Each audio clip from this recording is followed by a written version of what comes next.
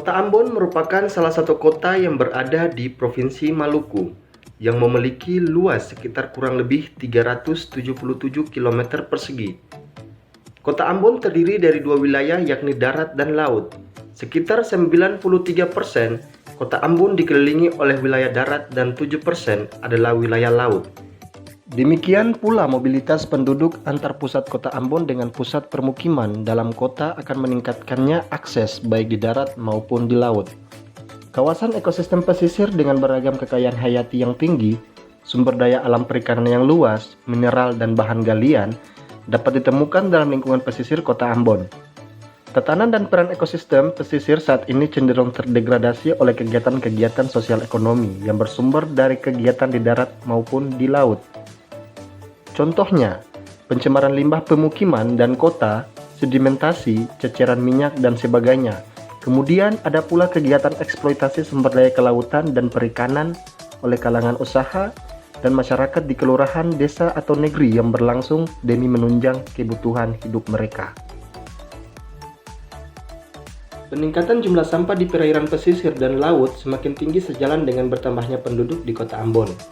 Menurut data BPS 2018, jumlah penduduk Kota Ambon dalam kurun waktu 5 tahun terakhir meningkat dari 354.000 jiwa di tahun 2012 menjadi 376.000 jiwa di tahun 2017. Tingginya jumlah sampah di perairan pesisir dan laut juga berkaitan erat dengan sikap masyarakat yang kini telah menjadi kebiasaan, yaitu membuang sampah langsung ke pantai atau melalui sungai. Hal ini terbukti dengan banyaknya sampah di perairan Teluk Ambon ketika musim hujan berlangsung. Masyarakat yang bermukim di pinggiran sungai membuang sampah langsung ke sungai yang mengalir ke laut. Letak permukiman di pinggiran sungai memudahkan masyarakat melakukan aktivitas tersebut dan telah menjadi kebiasaan negatif. Selain itu, masyarakat sering menganggap bahwa pesisir dan laut merupakan buangan terakhir atau tempat sampah besar yang akan memberikan pengaruh kecil terhadap sumber daya perairan tersebut. Sampah yang berada di perairan dapat berupa sampah organik, dapat terurai, sampah anorganik sulit terurai, dan sampah berbahaya beracun. Solusi yang dapat ditawarkan berdasarkan jurnal yang saya baca adalah potensi mikroorganisme sebagai agen bioremediasi mikroplastik di laut, menurut Miliani Anggriani tahun 2020.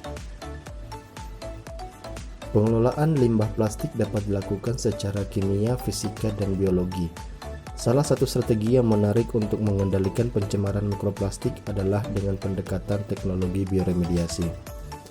Teknologi bioremediasi adalah proses teknologi yang menggunakan sistem biologis untuk meremediasi lingkungan yang tercemar. Bioremediasi sendiri dapat dilakukan dengan memanfaatkan potensi mikroba atau bakteri indigenous yang ditumbuhkan dalam lingkungan media yang terpapar mikroplastik yang terkontrol. Melalui proses biodegradasi, bahan-bahan organik dapat terdegradasi secara aerobik dan anaerobik. Beberapa mikroorganisme seperti bakteri, jamur, dan actinomyces memiliki kemampuan untuk mendegradasi plastik sintesis secara alami atau biodegradasi. Umumnya terpotongnya rantai polimer menjadi monomer memerlukan beberapa mikroorganisme yang berbeda. Misalnya suatu bakteri mampu memecah polimer menjadi monomer. Bakteri lain mampu menggunakan monomer dan mengeluarkan senyawa yang lebih sederhana. Pada gambar tersebut, hasil degradasi menyebabkan perubahan sifat polimer seperti menghasilkan potongan ikatan polimer, transformasi atau terbentuknya ikatan struktur kimia baru. Menurut Bregman and Doble 2005, degradasi polimer dapat terjadi pada kondisi aerob dan anaerob. Pada kondisi aerob, produk degradasi yang dihasilkan adalah karbon dioksida dan air. Sedangkan degradasi pada kondisi anaerob dihasilkan karbon dioksida, air, dan metana atau H2S. Mekanisme tersebut dapat terlihat pada gambar sebelumnya. Pada proses ini, mikroorganisme tidak dapat mengangkut polimer langsung dari membran sel luarnya ke dalam sel. Karena sebagian besar proses biokimia terjadi karena kekurangannya air dan molekul polimer yang panjang. Mikroba mengekstraksikan enzim ekstraseluler yang kemudian mendepolimerisasi polimer di luar sel. Enzim depolimase ekstraseluler dan intraseluler secara aktif terlibat dalam degradasi polimer secara biologi.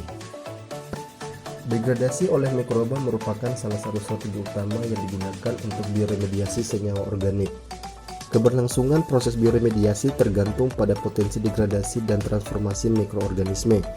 Keunikan metode bioremediasi adalah karena faktanya dapat menghilangkan pencemaran dari lingkungan alam atau mengurangi polutan menggunakan komunitas mikroba indigenous yang tersedia di alam.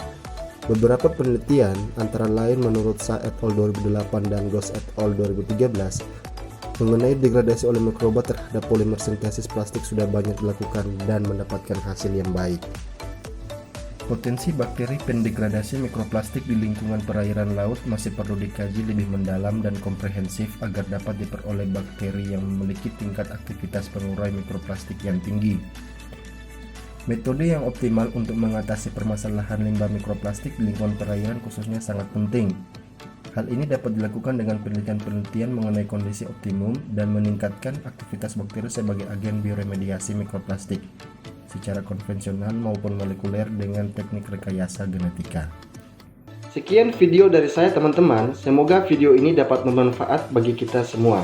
Nah, jangan lupa teman-teman, like, komen, dan subscribe.